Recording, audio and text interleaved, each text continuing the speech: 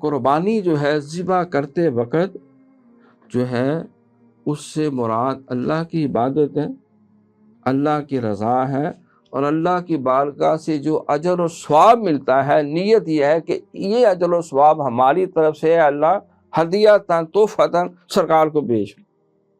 آپ کے خلفائے راشدین کے لیے، امام علی مقام کے لیے، میرے دادے کے لیے، میری نانی کے لیے، بلکہ سرکار تو ایک اسپیشل جانور ذبح کرتے تھے کہ یہ سیدہ شذدیقہ رضی اللہ عنہ پردہ کر چکی ہے ان کی سہیلیوں کے لیے، ان کے عزیز و اقارب کے لیے، اور آپ وہ خود بھی استعمال کرتے تھے اور سارے صحابہ بھی استعمال کرتے تھے۔ تو آپ نے یہ کہ علمی مغالطہ جو ہے اس میں وہ چیزیں جو ہندوؤں سے تشبیہ رکھتی ہیں اس کی بھی نشاندہی کی کہ اس سے بچنا ضروری ہے کہ اس سے مراد ان کو خدا نہ سمجھا جائے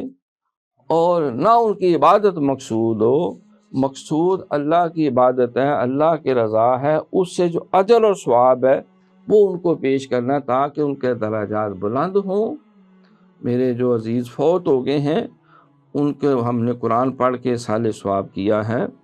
ہم نے ان کی طرف سے حج کیا ہے، یا ہم نے 4 نفل پڑھے، کوئی امر خیر کیا، کنواں کھدوا دیا،